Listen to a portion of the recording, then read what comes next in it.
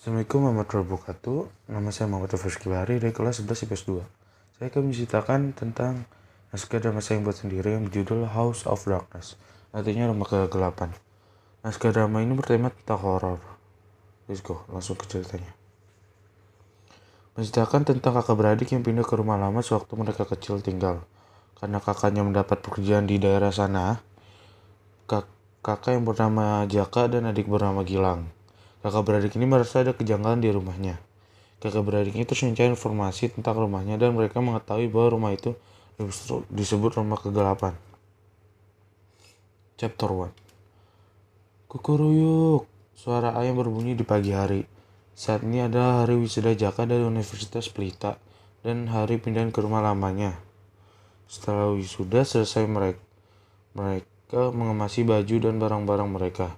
Dan berangkatlah mereka ke stasiun kereta dan dimulai lagi sama mereka. Gilang, Kak, stasiunnya masih jauh. Jaka, dikit lagi nyampe kok dek, itu di depan Indomaret. Gilang, akhirnya nyampe stasiun juga. Kita berangkat jam berapa kak? Jaka, kita berangkat jam 9:30. Ayo kita masuk. Jaka dan Gilang pun masuk ke stasiun dan dia menukar tiket yang sudah dipesannya di pintu masuk stasiun. Mereka berdua mencari tempat duduk untuk menunggu kereta tiba. Tiba-tiba Gilang tidak sengaja menyenggol neneknya sampai tas nenek itu terjatuh dan Gilang menolong nenek itu. Gerbuk, bunyi tas jatuh. Gilang, maaf nek, nenek tidak apa-apa. Nenek, gak apa-apa dek, ada yang mau ke rumah lamamu ya? Gilang, kok nenek tahu? Nenek, saya peringatkan jangan kamu ke rumah itu. Jaka memanggil Gilang. Gilang, ayo sini udah mau berangkat ini keretanya. Gilang, iya kak. Gilang ke sana. Gilang pun menoleh ke kakaknya sambil menjawab panggilan kakaknya. Saat Gilang noleh ke nenek itu tadi, tiba-tiba neneknya sudah tidak ada. Gilang pun menanya kakaknya tentang nenek itu. Gilang, kak lihat nenek yang di sebelah Gilang gak? Jaka, kakak gak lihat tuh, malah kakak lihat kamu diem sendiri kayak ngeliatin orang. Gilang, masa kakak gak ngeliat nenek itu di sebelah Gilang persis? Jaka, ya udah ayo naik keretanya, udah mau berangkat ini, nanti diomongin lagi aja di kereta. Mereka berdua pun naik keretanya. Gilang pun tertidur di kereta karena kelelahan sampai tidak jadi membahas cerita tadi. Chapter 2. Hari pun berganti menjadi pagi. Kereta yang mereka naiki sudah sampai tujuan. Jaka mencari bus untuk ke rumah lamanya. Gilang menanyakan kakaknya mengapa naik bus. Gilang, kak, kenapa kita naik bus? Jaka, rumah kita agak jauh dari pedesaan, Lang. Gilang, ya dikira dekat kota. Gilang gak bisa jalan-jalan di kota dong. Jaka, lingkungan rumah kita di pedesaan lebih enak, segar pula. Tiba-tiba hal yang tidak terduga terjadi. Gilang melihat nenek yang di stasiun kemarin. Gilang pun mengejarnya tanpa memikir apapun. Jaka yang melihat Gilang langsung lari sambil teriak memanggil Gilang. Jaka, Gilang, mau kemana kamu? Busnya udah datang tuh.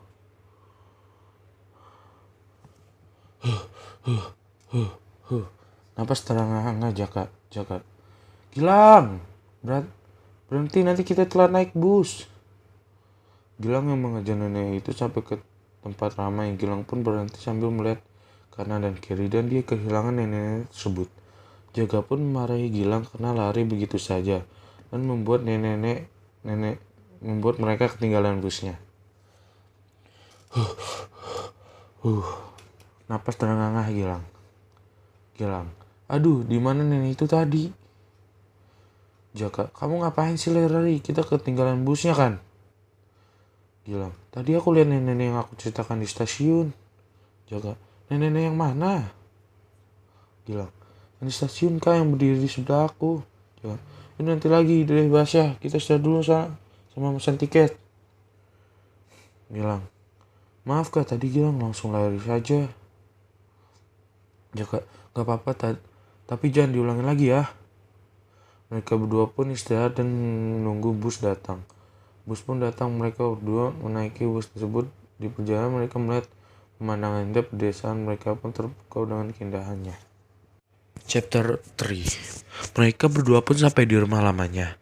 Saat sampai, semua warga melihat mereka dengan tatapan aneh. Mereka berdua pun tidak menghiraukannya. Saat masuk ke rumahnya kotor dan berdebu. Mereka berdua pun membersihkan rumahnya.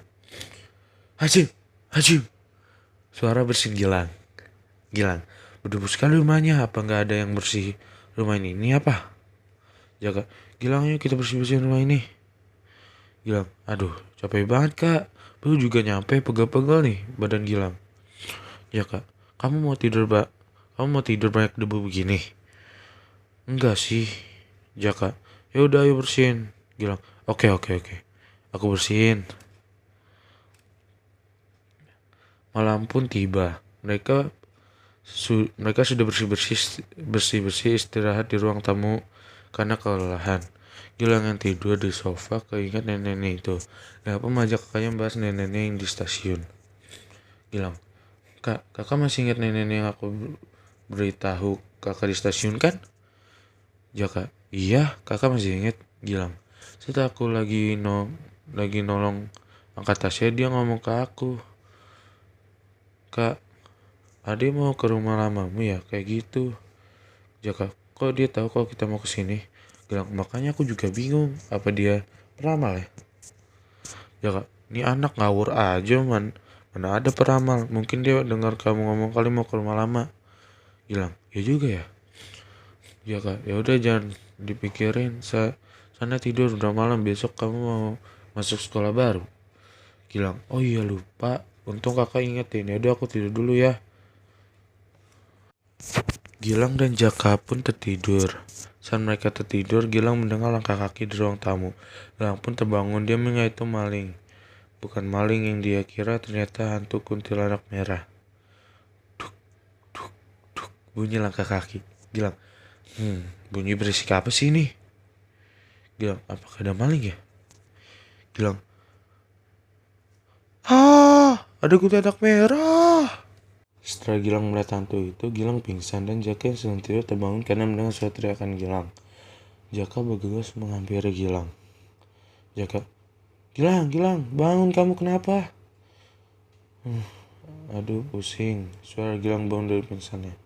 Jaka, Gilang, kamu bisa lihat kakak? Gilang, bisa kak. Jaka, kok kamu pingsan di ruang tamu? Gilang, oh iya, hantu. Jaka, hantu? Hantu mana? Nggak ada hantu juga.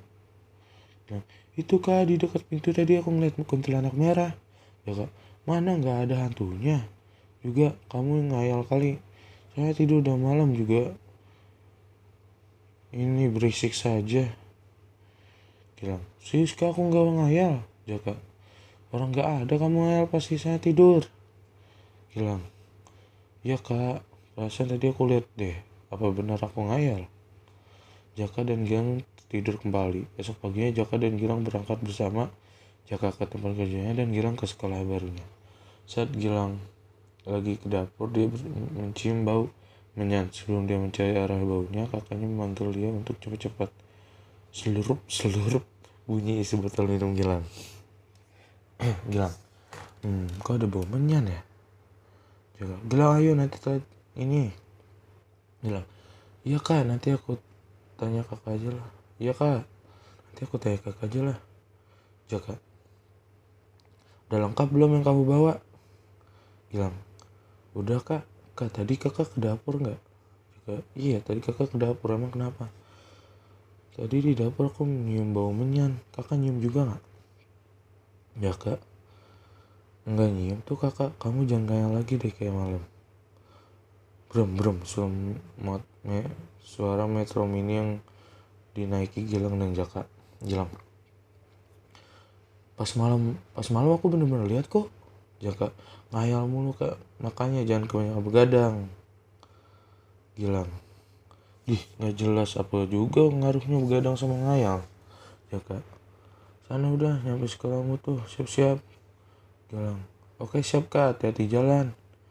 Jaka, iya kamu juga belajar yang giat biar sukses.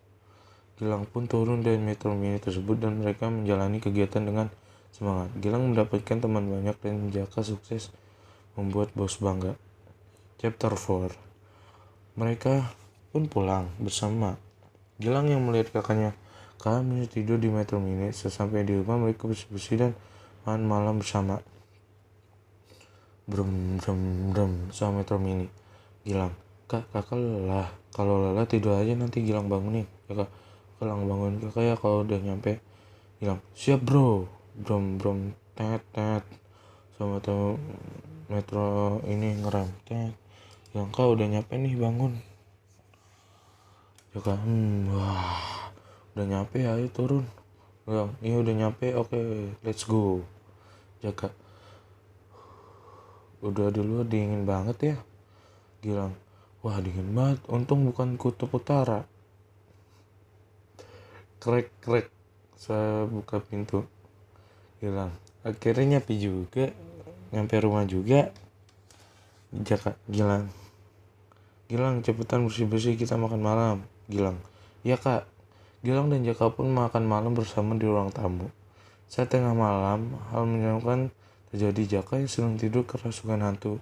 Gilang yang sedang tertidur terbangun saat Gilang melihat kakaknya yang kerasukan lari ke rumah meminta bantuan warga, tapi tidak ada yang membantu Gilang. Tiba-tiba ada seorang ustadz yang menghampiri Gilang dan mau membantu Gilang. Nasinya harum banget, wow. Lauknya banyak, harum banget, wow. Lauknya banyak banget, yuk makan. Jaga, baca doa, makan dulu baru makan. Yang oh iya, baca doa dalam hati. Amin. Let's go makan. Jaga, nah ayo makan yang banyak. Gilang, kak aku tidur dulu ya. Ya kak, ya udah biarin kakak aja yang bersihin. Gilang, oke kak. Gedubuk. Soal Jaka yang kesurupan. Gilang, ngapain sih kak malam-malam berisik banget. Gilang, kak kenapa kok berisik banget. Gilang. Suara Jaka yang kesurupan manggil Gilang. Jaka kesurupan. Gilang, masuk.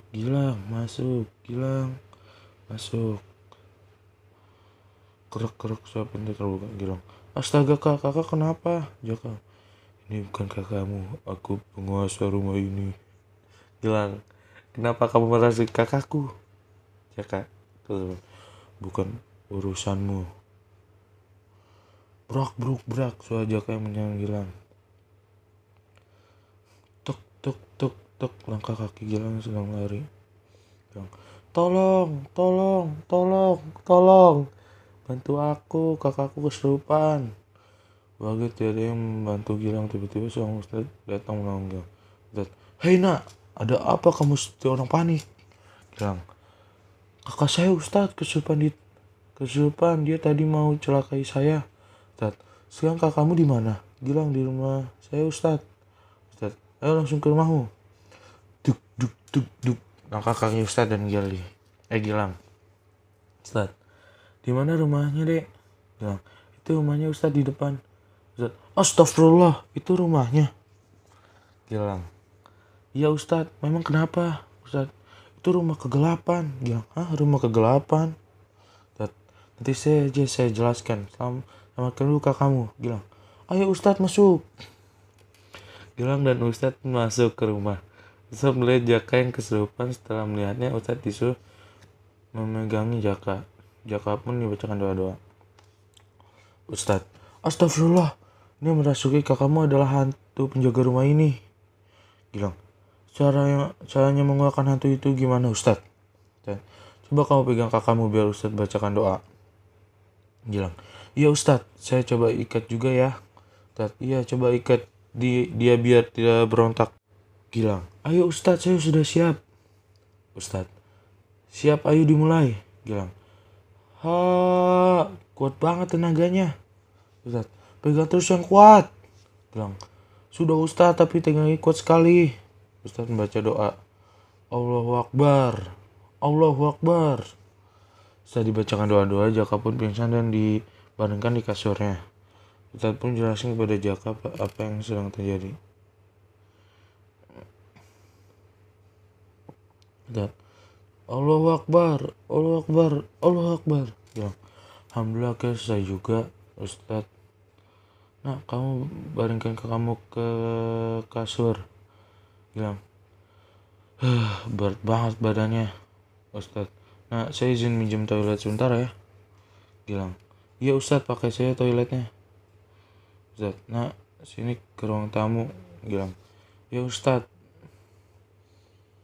Ustadz, saya mau jelaskan apa yang terjadi sekarang. Bilang, emang apa yang terjadi Ustadz? Ustadz, kamu itu kerasukan hantu penjaga rumah ini. Hantu itu udah ada sebelum kamu lahir. Hantu itu menjadi penjaga rumah ini karena kakekmu. Hah? Kok kakek saya Ustadz? Ustadz, iya kakek kamu dua adalah penyembah iblis dan menjadi dukun. Bilang, astaga serius Ustadz? Ustadz, iya apakah kamu masih ingat dengan nenekmu?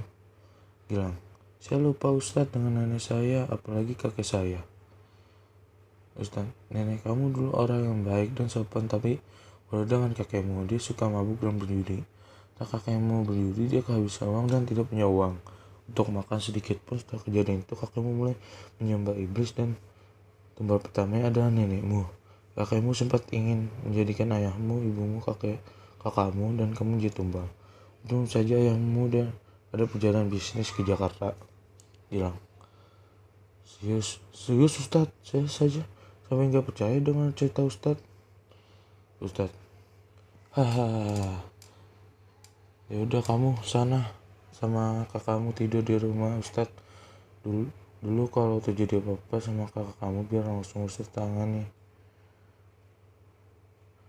Bilang, oh iya Ustadz, maksud rumah kegelapan yang Ustadz bilang apa? Oh itu setelah kejadian itu warga menjuluki rumah ini rumah kegelapan. Bilang, oh itu maksudnya, tapi kenapa saat saya minta tolong buat tidak ada yang membantu?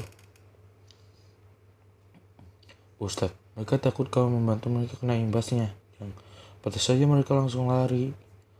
Ustadz, saya punya cara agar rumah ini agar tidak ada penunggunya lagi. Bilang, caranya Ustadz, katanya, saya rumah ini harus dingajikan, tapi dulu saat rumah ini mau dingajikan warga pada tahu kan takut kena imbasnya. Bilang, terus gimana cara Ustadz kalau warga takut? Ustadz, kamu harus meyakinkan warga untuk ikut pengajian itu. Kalau kamu kurang berhasil nanti Ustadz bantu. Bilang, ya Ustadz, besok saya coba meyakini mereka warga. Ustadz, oke kalau begitu, ayo ke rumah Ustadz bawa kamu. Bilang, iya Ustadz. Kak yang belum sadar dari kesurupan lagi dibawa hilang ke rumah Ustadz itu. Chapter 5. Pagi pun tiba. Gilang yang sudah terbangun ingin membangunkan Jaka, tapi Jaka tidak bangun-bangun. Gilang pun panik dan memanggil Ustadz. Kukuruyuk, suara ayam berkokok. Gilang, wah udah pagi ya. Gilang, kak bangun udah pagi. Gilang, kak bangun.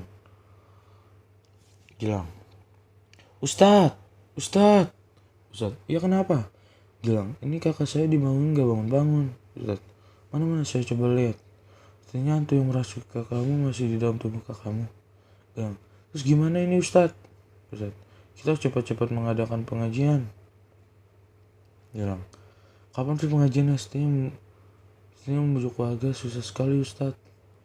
Pengajian cepatnya harus dilaksanakan kalau bisa besok. Gilang, Ustadz bisa bantu saya nggak? Ustadz, bantu apa nak?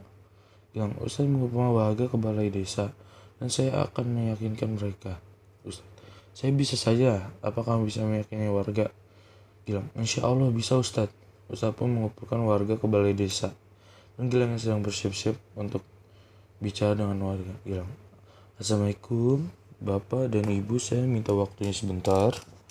Warga, apa-apaan itu? Bukannya itu yang tinggal di rumah kegelapan? Gilang, saya Gilang, cucu dari pemilik rumah itu. Gilang, wah ternyata dia cucu dukun itu. Gilang, saya ingin meminta bantuan Bapak dan Ibu sekalian untuk datang ke rumah saya untuk mengadakan pengajian. Tidak mau, nanti kita mau kena imbasnya. Saya sangat ingin minta bantuan warga sekalian. Kakak saya kerasukan hantu di sana. Sekarang dia belum sadar juga. Saya sangat minta tolong warga. Bapak bisa menjamin keselamatan kita semua. Gilang, Saya akan jamin saya kalau ada yang terjadi sesuatu pada kalian, kalian boleh apakan saya. Warga. Jika terjadi apa pada warga, maka kamu yang jadi tumbal di sana. Gilang. Sepakat, saya akan jadi tumbal kalau terjadi apa pada warga. Warga. Kita pegang ucapanmu. Gilang. Iya, sepakat. Warga. Kapan acara pengajian tersebut? Gilang. Besok sehabis maghrib. Keesokan harinya tiba warga datang ramai-ramai ke rumah kegelapan untuk menghadiri pengajian. Saat warga sudah sampai keadaan menegangkan, mereka pun mulai membaca surat-surat dan doa-doa. Gilang. Makasih Bapak dan Ibu yang sudah hadir. Ayo kita mulai pengajiannya. Mereka semua pun baca doa surat. Saat mereka sedang membaca surat dan doa, keadaan menegangkan, banyak benda-benda yang jatuh. Saat saya mulai ketakutan bisa pada mereka. Gedebuk, tong, cing. Saya benar-benar berjatuhan. Ustaz, baca terus. Baca yang lebih kencang. Mereka semua membaca sangat keras. Benda-benda yang berjatuhan mulai berhenti. Sedangkan Jaka yang di kamarnya kepanasan dan mengamuk. Mereka tidak mendengar suara Jaka mengamuk. Mereka berhenti membaca. Jaka keras. Tidak.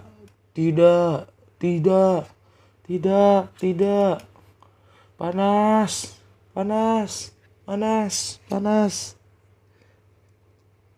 Gedebruk. Suara dari kamar Jaka. Setelah mereka berhenti membaca, Ustadz mengecek keadaan Jaka. Kayaknya penunggu rumah itu sudah pergi. Ustadz, coba saya cek keadaan anak itu. Alhamdulillah, nanti merasuknya tubuhnya sudah pergi. Gilang, alhamdulillah. Warga, alhamdulillah ya Allah. Yang, makasih Bapak Ibu sekalian, saya sangat berterima kasih. Semoga kita dilindungi Allah Subhanahu wa taala ya. Gak, sama-sama nak, akhirnya tidak ada yang perlu kita takuti lagi di desa ini. Coba dulu kita sudah ikut pengajian ini. Pasti desa kita sudah damai dari dulu. Mereka pun senang semuanya. Gilang membagi-bagikan makan ke warga dan Jaka sudah tersadar membantu Gilang membagi-bagi makanan. Timeline 4 tahun kemudian, Gilang dan Jaka sudah pindah ke Jakarta lagi. Mereka hidup bahagia. Jaka yang sudah punya pacar dan Gilang yang sudah masuk universitas ternama. Kejadian yang mereka alami pada 4 tahun silam menjadi kisah di diri mereka.